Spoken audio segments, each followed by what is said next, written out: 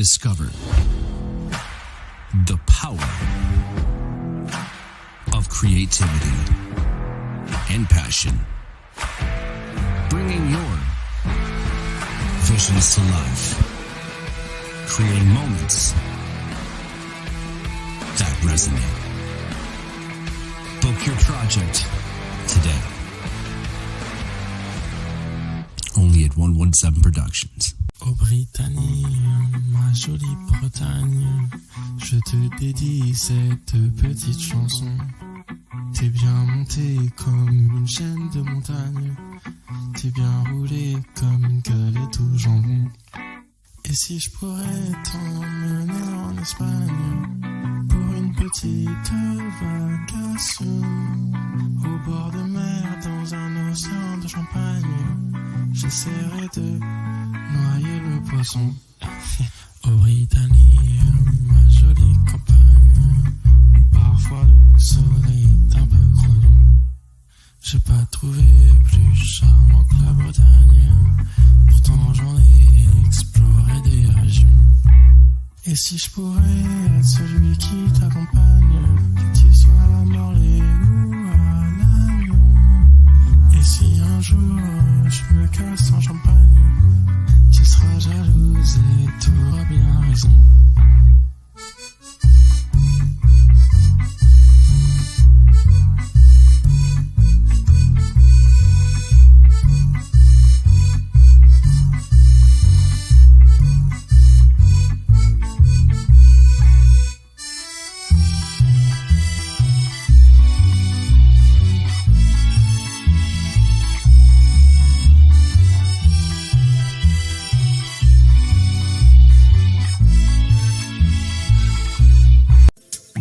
Network offers a diverse lineup of live video podcasts. The IWK 710 Daily Sesh, nightly at 7 p.m. Ganja News Update, Mondays at 8 p.m. Psychedelic Reporters, Tuesdays at 8 p.m. Peace, News and Views, Wednesdays at 8 p.m. Open Your Eye, Thursdays at 8 p.m.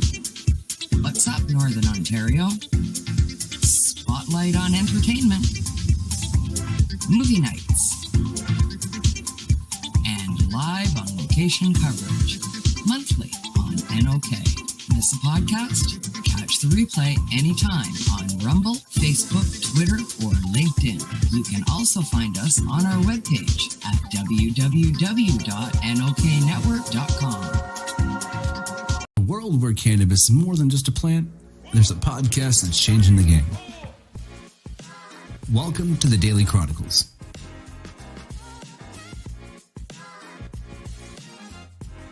Your ultimate destination for all things cannabis. The Daily CHRONIClez, your trusted voice in the cannabis community. Tune in to the Daily CHRONIClez podcast, available on YouTube, Facebook, and Twitch. The Daily CHRONIClez, your trusted voice in the cannabis community.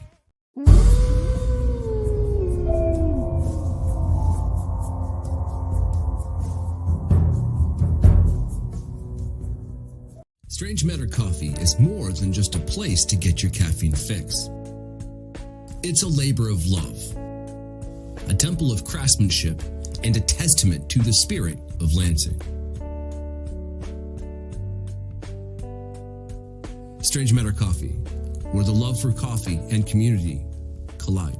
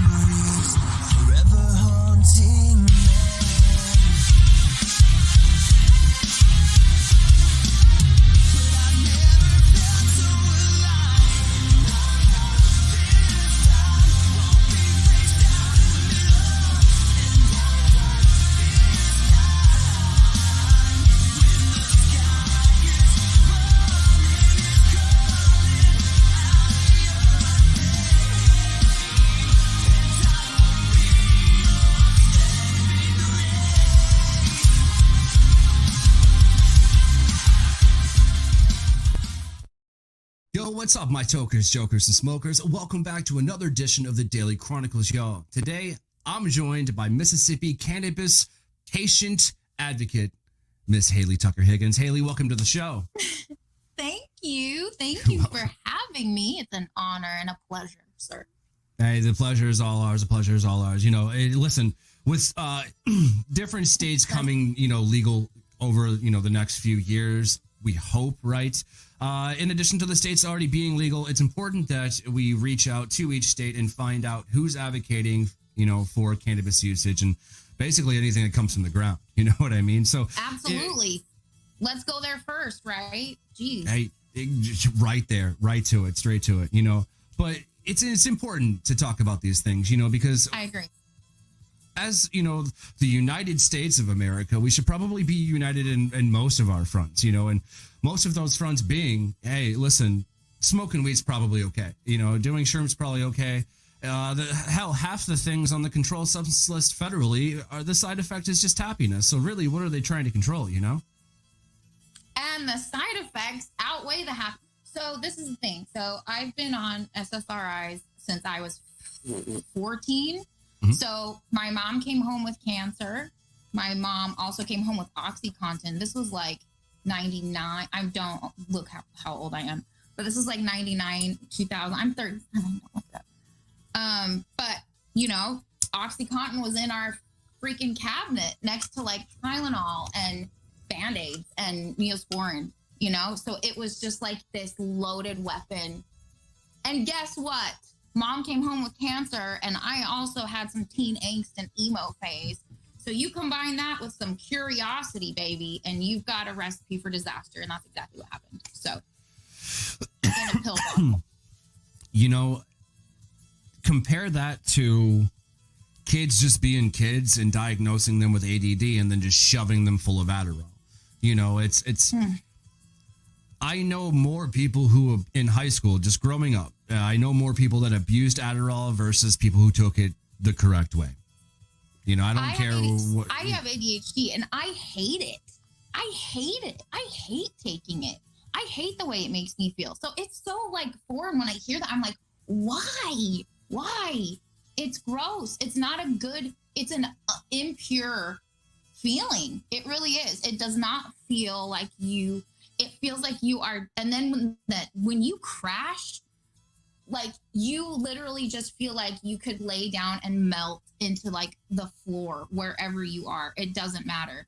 And unfortunately for people like myself and normal people, we have lives that we have to continue. So It's like, that's not a viable option. So I just have to deal with this fucking, sorry, can I swear? I can't Absolutely. Swear. Absolutely. Okay. Sorry. I'm trying not to, but yeah, it's a circus. So it sucks. Hate Adderall though, and everything about pharmaceutical controlled substance list mostly. It's I mean, cannabis just works. If it didn't, we wouldn't be able to prove it.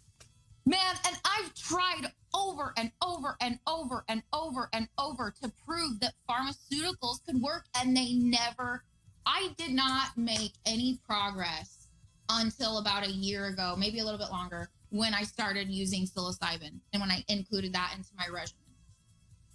Like, it was like the freaking world just cracked wide open and I was like a brand new baby. You know what I mean? It was crazy.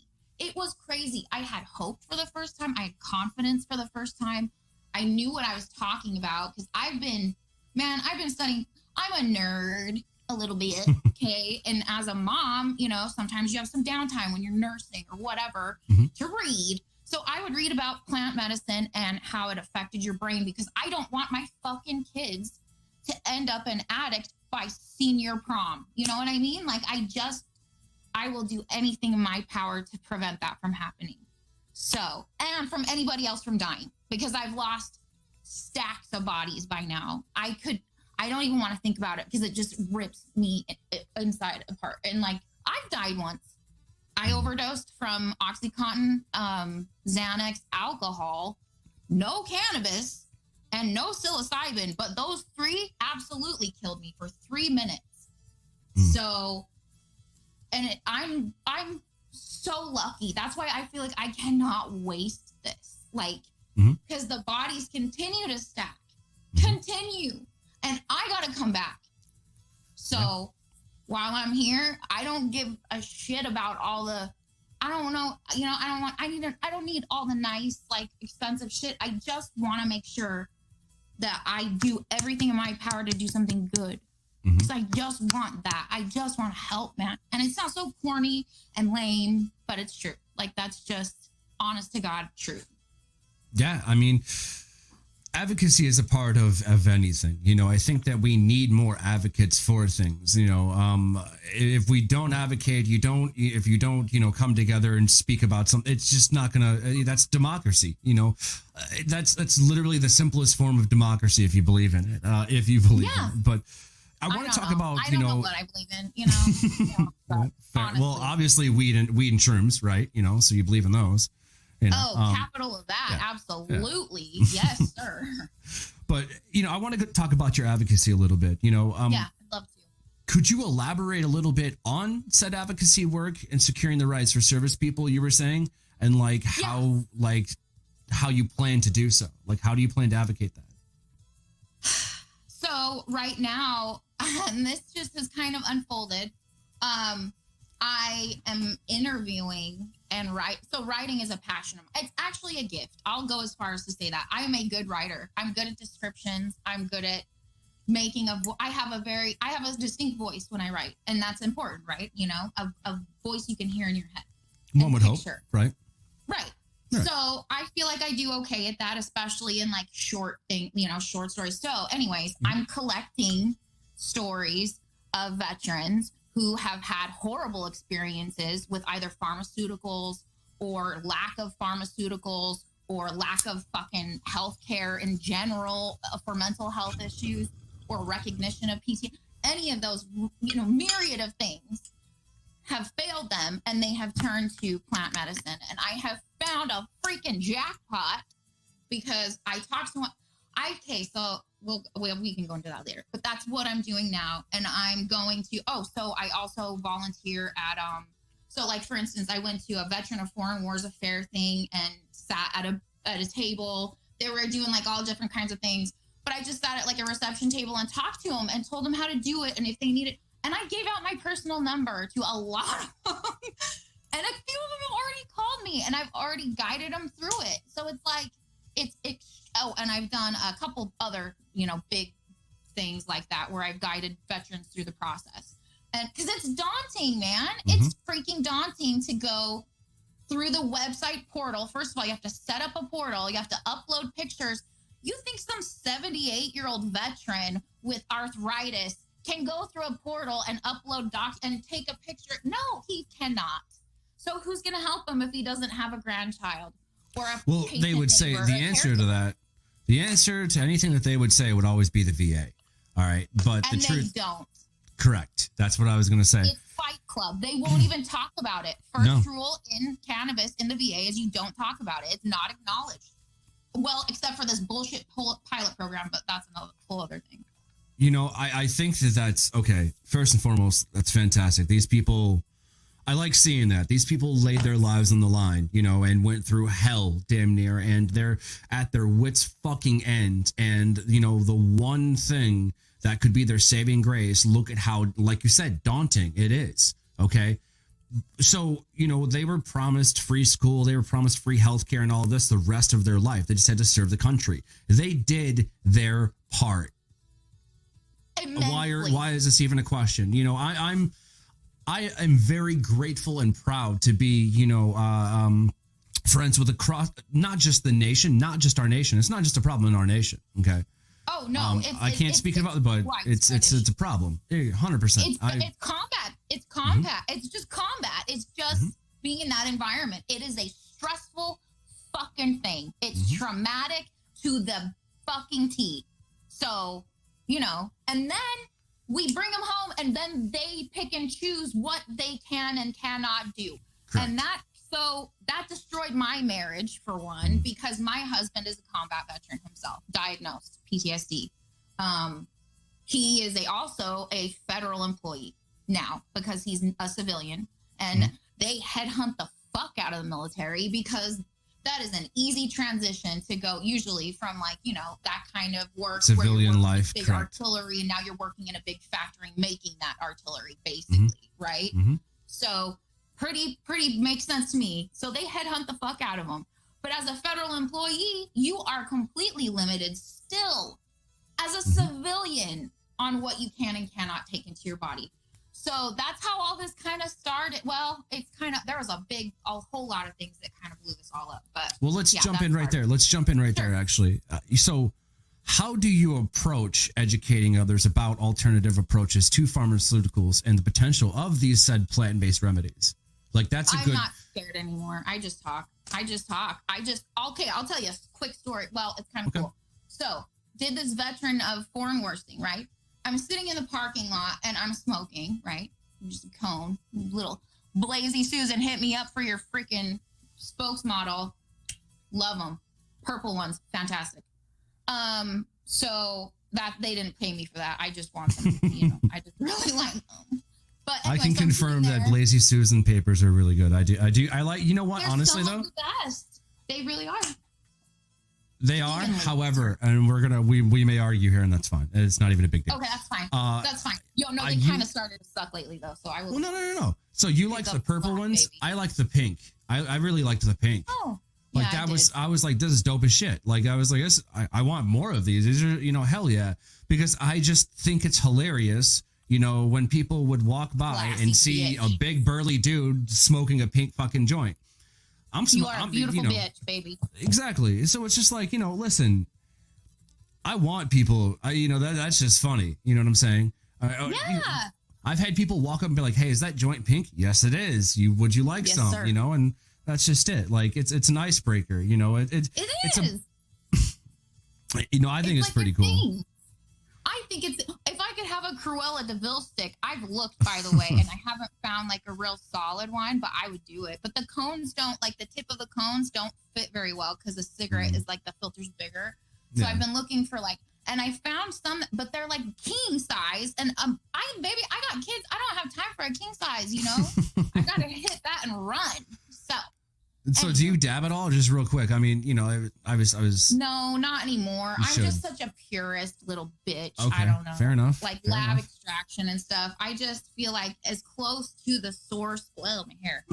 As close to the source as possible, the best. So you could do, you know, pressed rosin, and that is 100%. It doesn't. I can't eat. I don't know. And the rigs and stuff scare me because they're usually made of glass, and I don't do well with glass because I'm very clumsy. So cones are very safe. Hey, there you go. I was, you know, bongs are pretty dope.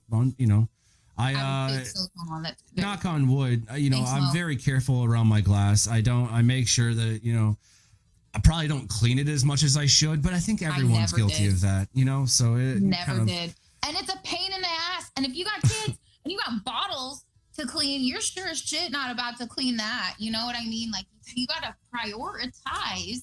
So I just adapted, and it's just become habit, and now it is who I am. Hey, that's great. No, I want to talk about, you know, the advocacy work, you know, kind of educating and being you know, open to say anything. Are there any kind of like strategies that you found to be most effective?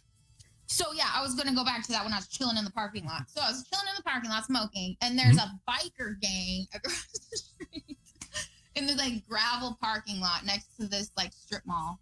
Okay. I sound insane right now, but it is what it is. So I'm sitting there, and I'm gonna tell you this: I was raised Mormon most of my life, and never felt like God. Like I never felt direction from like anything bigger than me. I've gone through therapy. I've gone through 12 steps and never found a higher power until like psilocybin. Psilocybin gave me the gateway to feel what I assume, you know, people who are praying and get direction or whatever, I assume it's similar. I assume, you know, because that's how I just feel so much more connected to something bigger than me. And I realized, and that's kind of what gave me this mission, baby, you know, like that's just kind of what gave me a purpose. And so I owe everything to those plants, man. They literally saved my life. I have done trials on myself, guinea pig trials on myself, Like, and pain pills would make, so I got into a really horrific, sorry, can we go back to the biker gang? Loop it around, go back to biker gang, finish that. Sorry, I have ADHD, obviously. This is what undiagnosed ADHD looks like, people. I am very sorry. So it's fun though, buckle up. So biker gang across the street. And it never, I will finish. I'll loop back around eventually. So they're in the parking lot. There's like a bunch of them and they have like a band and shit. And I was like, you know what? I don't think if I went over there that they would tell me to leave.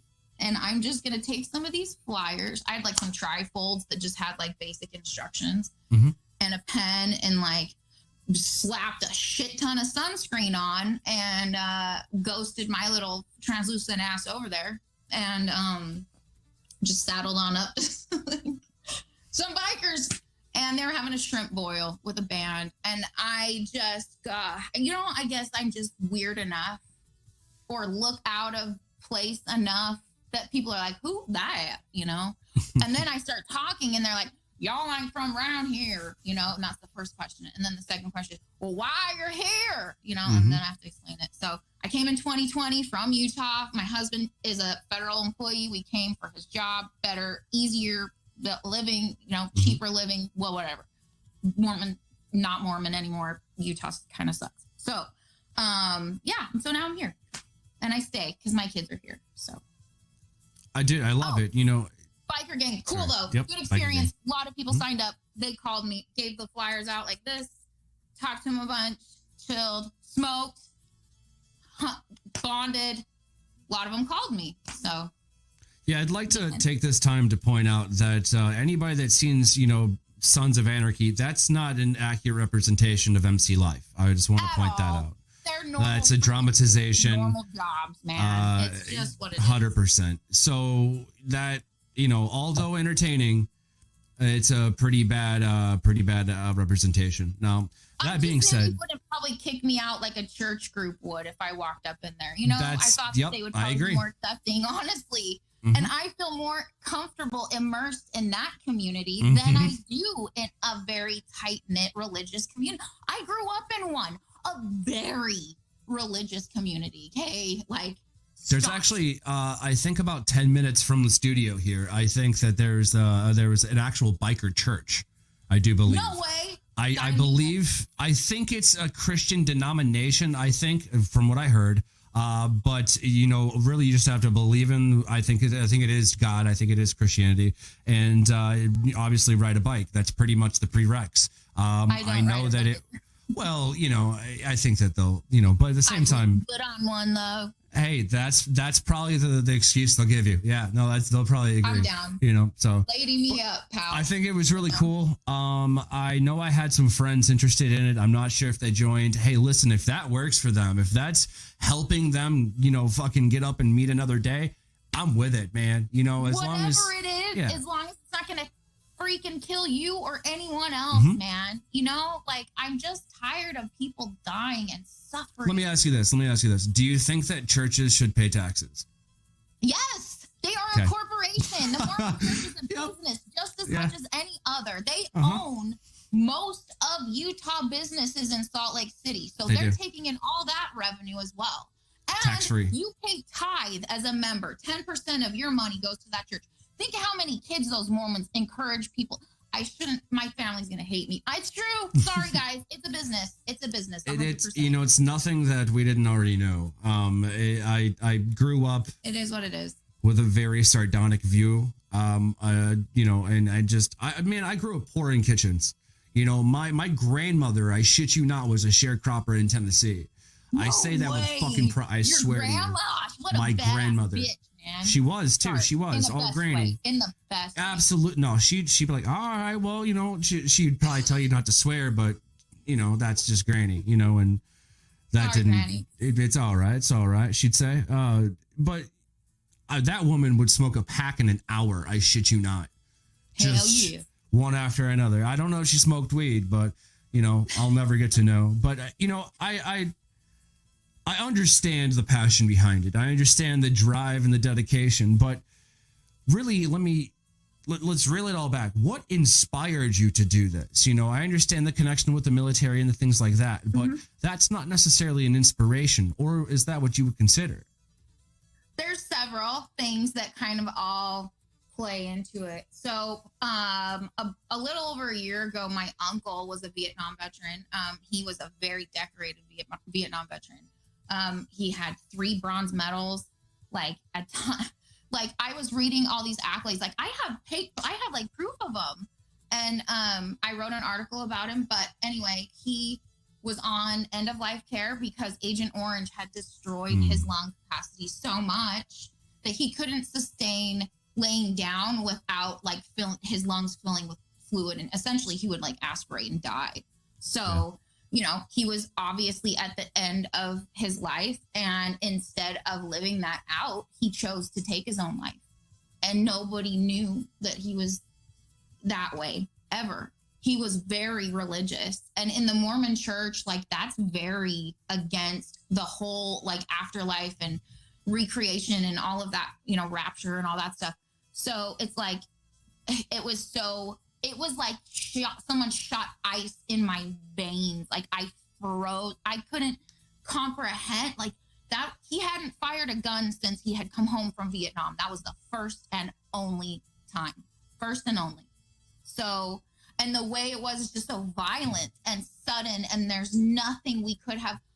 And I'm out here in Mississippi, and that's home in Utah. And I'm just out here after the fact thinking like, I have all this freaking knowledge rattling around in here, and I know it works. I know it does. It's saved my life. Pharmaceuticals didn't. Pharmaceuticals They failed ended me it. and probably every person who's taken them at some point in their life. And I'm sorry to say that, but they're not your friend either. You know, Pharmaceutical companies are not your friend. No, they're not. No, they're not. They just want your They're money. They create patients. They don't create cures. But apart from your advocacy work, apart from your advocacy work, you know, what are some other ways in which you support the well-beings of veterans and service people? Like, you know, can you share some meaningful experiences or like, you know, like initiatives that you've been involved in or anything? Oh, yeah, I can. So, pilot program sucks. I don't like it. It's very exclusive still. What if pilot program, you have, you know, rec in California, and then you get orders to some other state that has Tennessee that has no program whatsoever. So now all of a sudden you have no choice but to go back on those pharmaceuticals that aren't doing you any good. You're tolerating life. That's it. That's it. You are not LIVIN, baby. You are not at all. You are just getting by. And that is a waste of a life. So oh, sorry, you go ahead. I was just going to say, you know, there's a difference between surviving and thriving. Exactly. And it's exactly that. And they just want you to survive because then you're going to seek out more of them. You're going to stack them up, Abilify, Lexapro, Prozac, Gabapentin, whatever. So cannabis, it's a one-shot deal, babe. You don't have to do all that. You don't have to remember, is it 4 o'clock? Is it 8 hours from the last time I took one? You don't even have to think about that. Like, no, you don't, because if you overdose on cannabis, you just go to sleep and sleep for a nap, which you needed because your body needed that.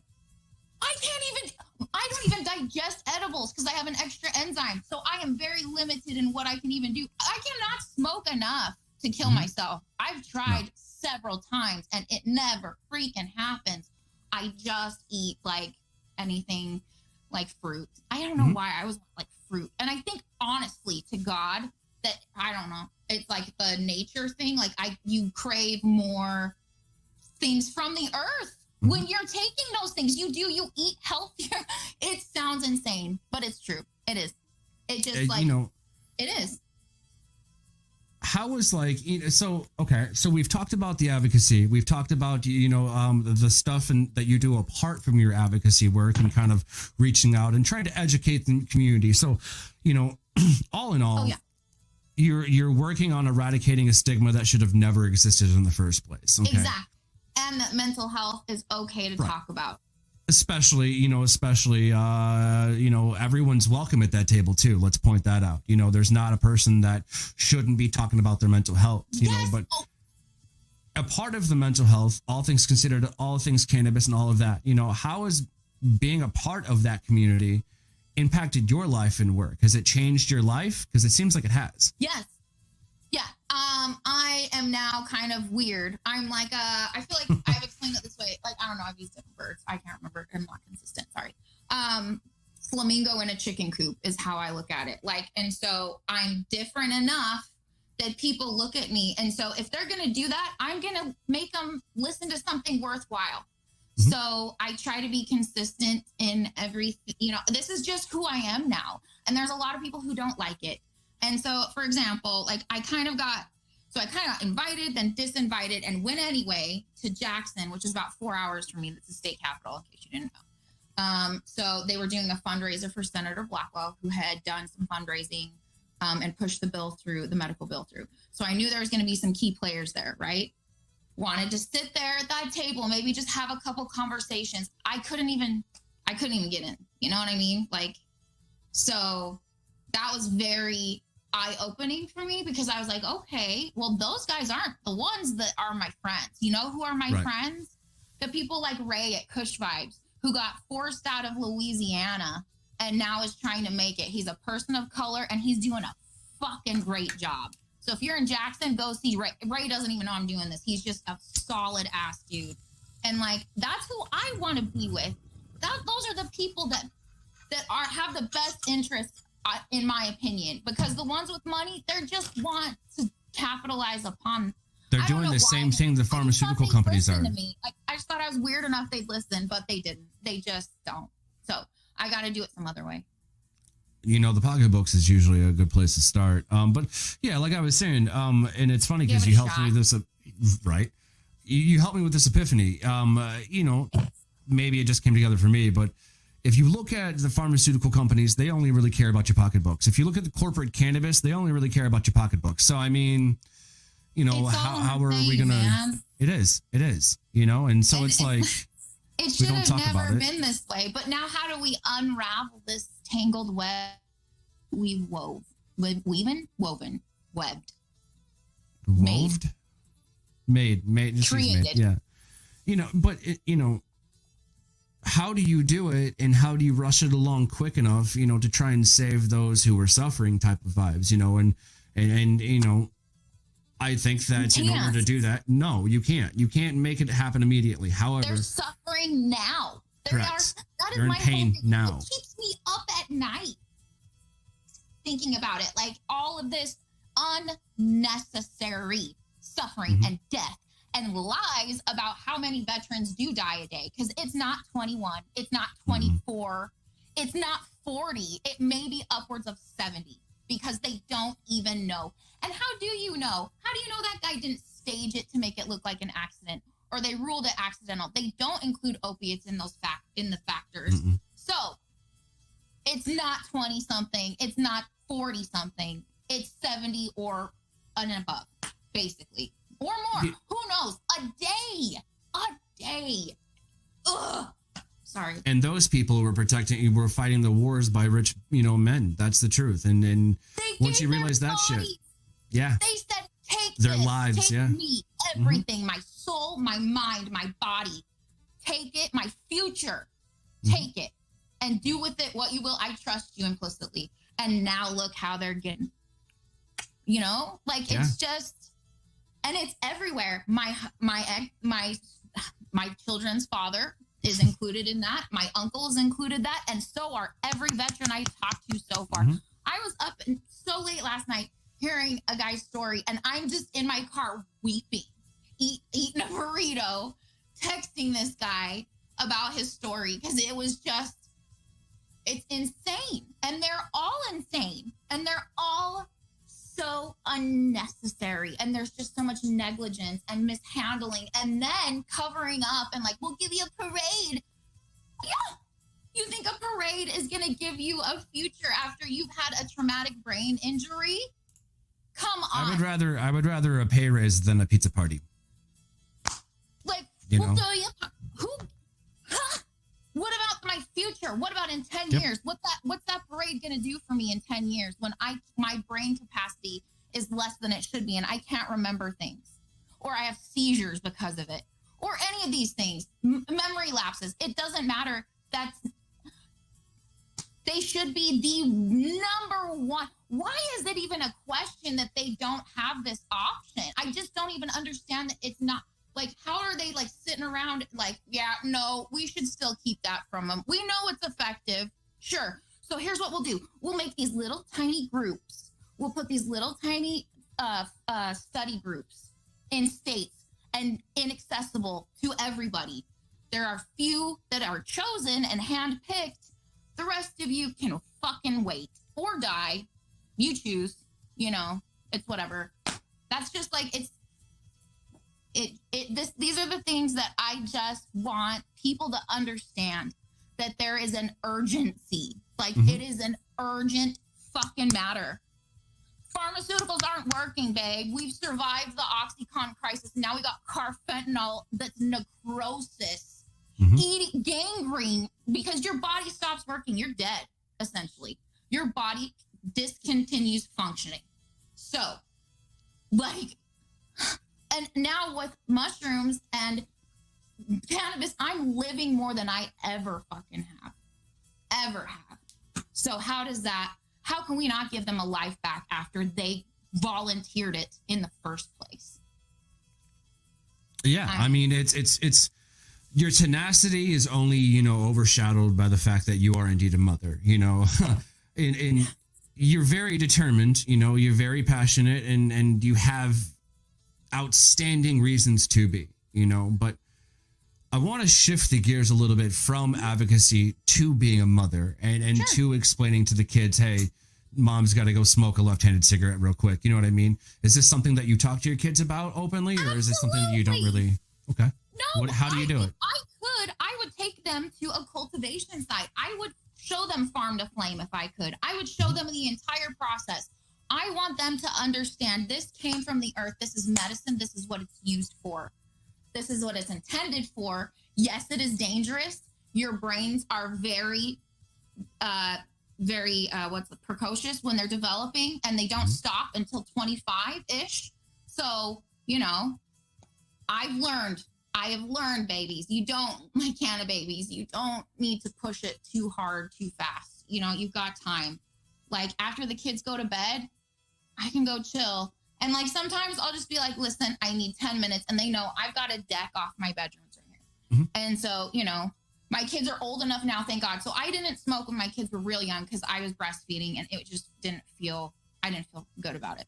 So I had to kind of wait until they shifted into a little bit older, like preschool age. So by that time, they had nap time or whatever. So I kind of just worked around their schedule. I don't openly in the house. I don't openly smoke in front of my children. I don't, we're not chilling around with a movie and I'm like openly engaging, so they know it's not for them to be around. They know I don't like them. If we're in public or if we're somewhere else, like I'm a medical patient, like so I don't feel real scared or anything consuming like a vape or whatever. So that's another way to get around it is vapes, and which I don't like, again, because I don't know what's in it. But, I've come this far and I'm alive. So. Hey, listen, that's the best part. You know what I'm saying? Like, you feel alive after smoking and taking mycelium, It's basically microdosing, essentially. It's microdosing for me. In cannabis and in psilocybin, I just have to take these gummies. Shout out to my freaking guys at Sauce, because they are amazing. They didn't not paying me. They're just good guys. California, get Sauced. Look them up. So, yeah. So, I just take gummies. I can't take gummy THC, unfortunately, or I would. That would be my option. But because I can't digest it properly, I kind of have to work with what I got. So vapes are mostly daytime, or cones if I know they're like outside playing in the hose or like, whatever, then if it's an open enough place. I try to be as responsible as I can and also as informative to my children. And I try to let them be comfortable around it, because once you turn it into a cure, like a secret, that's when the curiosity sparks. And I will tell you that from firsthand experience. The forbidden things were the things I wanted to know, I still do. I'm a very curious person. I'm sorry. It's just my nature. And I have a billion questions, and they're always swirling around in there, and that's ADHD. But it is what it is. So, but it's controlled yeah, chaos in a sense. But how do you balance your mission to help others with your responsibility as a parent? I was kind of thinking that. I was like, hey, that's a good question. Balance. There is no balance. Honestly, balance is when you get balance, what left do you have to learn, man? Balance is like the goal. That's the end goal, man. Because once you're balanced, you've learned what the fuck to do. I'm learning every day. And I feel like I fail a lot and I cry a lot. And I feel like I just can't. So there's going to be give and take.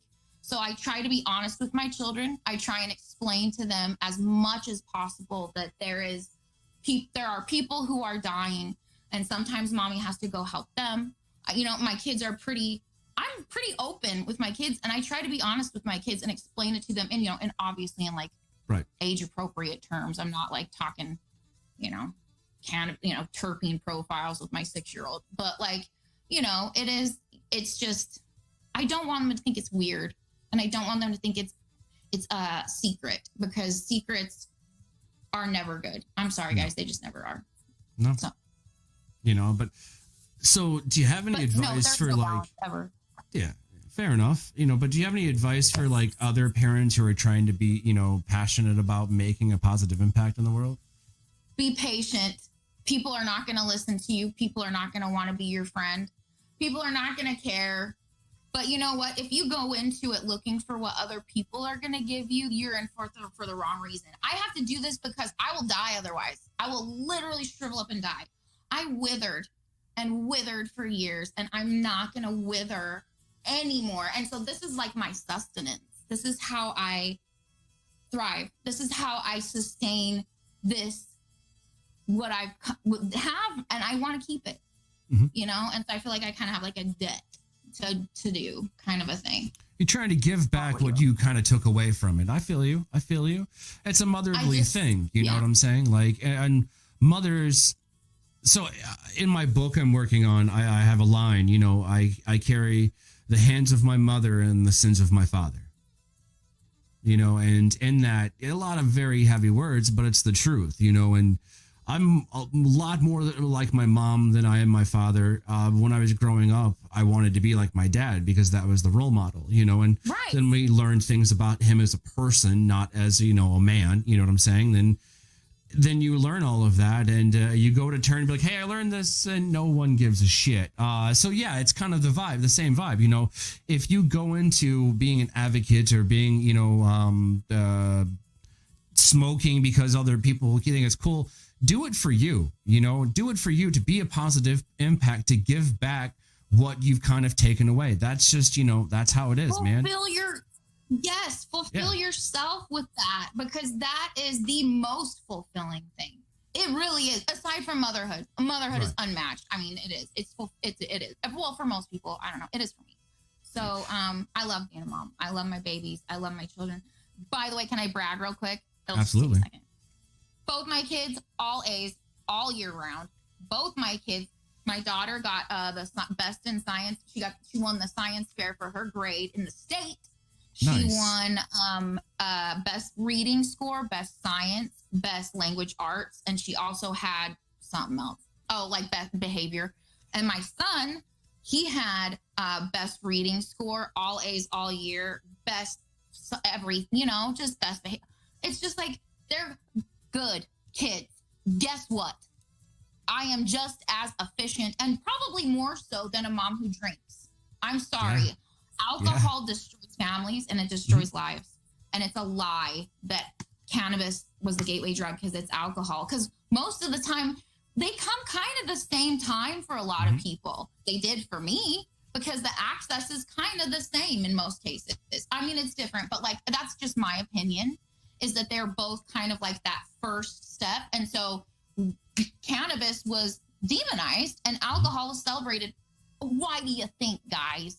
Money. Like, but now we've come to see the devastation that alcohol has just ripped through families, man. Just like destroyed. You want to demonize these plants, man, but you've got to look closer at home. It's the pharmaceuticals, it's the alcohol, and it's the tobacco. your mom gets lung cancer because your dad smoked his whole life. You think your dad's gonna be okay when your mom dies from lung cancer and he's still alive, knowing like things like that is just mind-boggling to me. Whereas psilocybin and cannabis they have brought light into my life. They have brought life and light where there was just dark and no hope and just toleration. Is that a word? Tolerating. Yeah. No, dude, I dig it, and I appreciate you kind of giving us like, more of an in-depth view and what a canna mom, if I can use the term, truly is and does, and the outside effect, and an advocate in the state of Mississippi. It's desperately needed, as I do have family that were veterans in the armed forces. You would be amazed at her story. I'm definitely going to connect you guys soon. Get me in touch with her, please. Absolutely. I'd love to go talk to her. I'm Absolutely. not far, which is weird, but cool. So we're at that part of the show where we do the card trick. I'm just going to start calling it the card trick. If you guys don't fucking like it, I don't care. So know that. But the card trick, I'm going to shuffle these up. Each one of these cards has a question on it. One of our amazing questions, and apparently the green screen doesn't want to work today, but whatever, who gives a shit. But shuffle, shuffle, shuffle, shuffle, shuffle, shuffle, shuffle, shuffle, shuffle. All right. You know what? I can't shuffle I can't do that. So I used to. I probably could. Doing it with 3 is just a little bit more difficult than I want it to be. But anyway, you have left, center, and right. It's left, center, and right. Left. I don't know why it's been on my mind that whole time. Left. All right. Well, left is pretty neat. This one's pretty. It's going to be pretty easy. No. Get ready for. I got the munchies. Yeah. So this one's not that bad. Pretty self-explanatory. Haley, when you're stoned, when you're high, when you're feeling just life, what is the one food that is your absolute go-to? This is going to blow people's minds probably. Well, I have a healthy and an unhealthy, but we'll start with the healthies because that's more just fruit and vegetables, man. I swear. Like, I just keep thinking about I don't know. Well, like strawberries type of vibe. Like strawberry. Yes, strawberry. And I'll put some monk sugar or monk fruit on it. It's better than sugar and it's not sugar. So, and it's more natural and it's great. It's a little bit more pricier than sugar because obviously, but so good. Also, blue raspberry Sour Patch Kids, they just isolated them now in one bag, made it so much easier. Thanks, guys. And what was the other one, man? I don't remember. That's good. Oh, the peach bluebell ice cream. Okay, if you guys have not tried bluebell ice cream, I was a non-believer until I came here. Bluebell is, and I think they had a salmonella outbreak or something not too long ago, but I still ate the shit out of that peach. It was pretty dang good. Listen, the only other thing that I'll eat in the South is apple pie, and and the crumbles. Oh, get out of town. Get out of town. You Mimas have nailed some sort of magic, baby, and you have bottled it into a pie or made baked. That's where true flavor is. It's passed down. But there's a second part of this question, a second course, if you will, and got the munchies. What's one, childhood snack or food that you absolutely had to have, whether it was discontinued or not? I'm going to talk about a couple gross ones, okay? Sure. Anybody new 90s and 80s babies, you remember Orbits, that drink that had those nasty, they were slippery. It was like small bubble tea, if you will, yeah. They were like boba, but almost rock hard. So they discontinued that fast. And there was another cereal, and it was like Crave, the chocolate kind, but it had frosting in the middle. I can't even remember what it was, but some of them had it and some of them didn't. But it was so delish. And also this gum that had it was shaped like Band-Aids. I loved that gum. And the can. I was a Surge person. I don't know why. I always heard that shrunk your ball sack too. So. It didn't. It was just a rumor, babe. Don't worry. I would hope it didn't. I mean, it would explain a lot of things, Who I knows? guess. Who would know? You really like? Are you stacking it? You know, come on. Like, no, when you were 19, your nuts were this size, and now they're not. It's the surge. Who knows? You know, it's the surge. But Who no, knows? I say this every show, but like, it's always the Butterfinger BBs for me, man. You know what I mean? Those That were was the so truth. good too. Yeah. 'Cause I don't like regular Butterfingers because that sticks up Correct. in your teeth, man, and it hurts. Those didn't. But those were like isolated enough Mm-hmm. you could like pace yourself. Yes, sir. Great choice. There was a place when I was younger that was a Dippin' Dots. I would go with the ice cream of the future with like the Butterfingers good. of the future, so we thought. And I would Rainbow then ice. mix all of them, and it was like fucking like eating cereal with or without milk, sort of, kind of. I called it astronaut cereal, and it was the best thing in the world. Hey, I'd try it. I would. Not gonna lie. I would. I don't know, For it sure. OCD Right a now. little bit. I was like, everything in that is round. This is amazing. Yay! All in one round bowl too. Yeah. Get that. I don't remember if it was round, but the bowl didn't It had matter. to be. You know, we would hope it would be, but you know, I think it's important to look back at those things that we ate growing up, because it was like, okay, should I have done that? Probably not, but let's face it. We they don't were know what was in delicious. it. None of it. Crystal Pepsi. Yeah, what was that? My That's probably aunt, just as a matter of sweetened fact, my fluoride. aunt had a bunch of Crystal Pepsi stored like for a really long. Don't drink that. Bad choice, America. Not great. They were just like, hey, listen, so a lot of people think that we should do it clear now. Let's just do that. Let's just give them carbonated water that's got a little bit of sugar in it. I kind of want a Zima though, you know. Now that I just kind of want just one, just so I look cool, you know. You know, I'm actually, and I'll say this, everybody that knows me knows this. I've become, kind of excited by the fact that I can enjoy a beer now and it's non-alcoholic. You can There's taste the hops, babe. You can Yeah. you can taste. I mean, the yeah, it's hop flavor. water, I but hate still, beer. you know what I mean? I Not got a beer girl. Guinness came out with, I loved Guinness when I was drinking. I am I've been Irish, sober for so I 6 would years. drink Guinness. Being sober, I was like, yo, I gotta see this. This is true. I gotta see this tastes like Guinness. And so I bought, a 4-pack, I think it is. And I tried it, and I shit you not. Like, if that's as close as I could ever come to tasting Guinness again and not getting drunk, I'm doing it. I'd go to Ireland and taste like a legit Guinness. Heck yeah. I wouldn't like indulge real unless I don't know. Who knows what happens in Ireland? I haven't been there. I'd love to go though. So anyone wants to pick me One up, of my alcoholic memories was, I like wishing I could drink beer all day and not get drunk. Well, now I fucking can. So. Ugh, who wants to though, man? Drink some water. Your body. Oh yeah, needs it. I mean, I drink water too. Don't get it twisted, but and Did you there's some movie coffees Cabin and Fever, but though? I'm sorry. Remember Cabin Fever when they I like do. get there and they're like, we'll only drink all beer all day. I think that rattles around in my brain for some reason. I don't know why. Because I'm like, man, that would just suck so bad. Well, I was just, it's kind of like a pastime thing. Like, working a long shift in the kitchen. At the end of the shift, there's nothing tastier than an ice cold beer. There's nothing tastier than a fresh joint. We allow ourselves these vices in life, if you will. We work towards these things that make us feel a little bit better, whether, it's warranted or not, and just knowing that I can, put in a very hard day of whatever I'm doing, make the hands ache, if you will.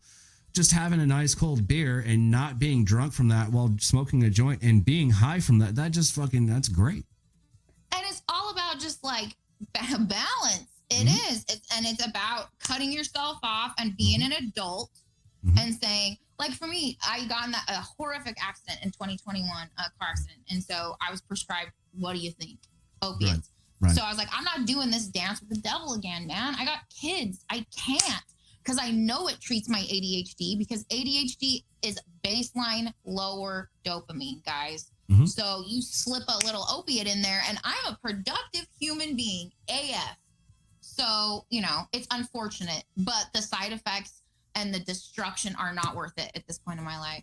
And so if I could have a glass of wine and a joint, I would do. I don't take the wine. I don't drink wine. I don't drink it all. But like I'm saying, it's just about balance and about, being aware of yourself and your limits and what the limits should be as far as what you're capable of still doing if an emergency pops off.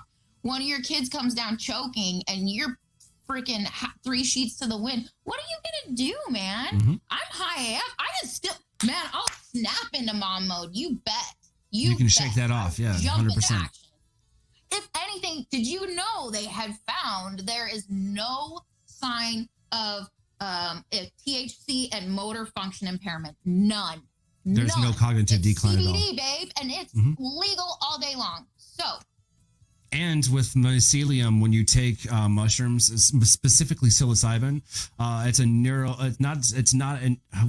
inhibitor. It creates more neurological pathways in the brain that were damaged with PTSD, anxiety, generalized anxiety, depression, all of those things. Myriad.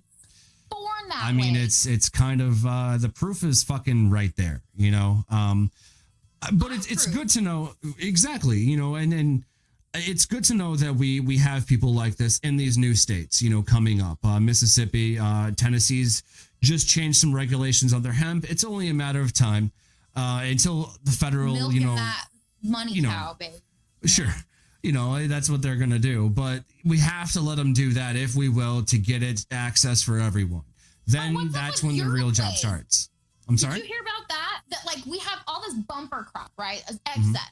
And they are outsourcing medical cannabis from Uruguay because they're saying it's the finest cannabis quality, because Ole Miss has been the only place, and they grow outdoors. Ole Miss is about an hour and a half from me.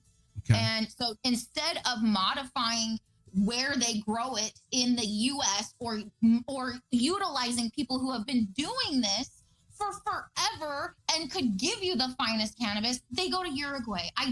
It's just, guys. It's definitely money at that point, but it's not anything obvious. That it is. And then they're not quiet about it, and they openly, so celebrate this shit. Okay, then fine. We have no choice but to go rogue. And now I'm tired of being a mole person, man. I've been a mole person for 20 years, afraid to talk about this openly. I've lost family members. I don't talk to 2 of my sisters because of this choice, unfortunately. But guess what? That is more important than some weird opinion that you may or may not have. It's just, I can't, I've got a mission, babe. I do. I really do. And that is just so beyond, if you can't be okay with it, I know what I'm doing is okay. I'm okay with it. My children are safe. My children are smart. My children are well-rounded. Exactly. I go grocery shopping. I pay my taxes. I do everything just like everybody else. I am a mom in every sense of the word, just like any other. I did everything I could to make sure that my children were safe and protected while I was pregnant. And I'm still the same. It doesn't matter when I was not smoking, when I was pregnant and breastfeeding, to now. I'm still the same mom. I'm still just as protective, still just as loving, if not more attentive and loving and imaginative and all of those things. So it is what it is. You can have your opinion, and I have living proof in myself that I know that it works for those things. So that's it, dude. And consider, all of us here at the Daily Chronicles, advocates for the same fucking thing. We got your back here. That's why we're having you on the show. Babe. But it's that time again, y'all, my tokers, jokers, and smokers. This has been a very amazing episode of the Daily Chronicles, y'all. Thank you very much. Again, Haley, thanks for coming on. Thank you so much. Absolutely. But y'all, we'll see you on the flip. Peace. You see the light before the light becomes a enemy. Here, this is a warning. I'm not falling.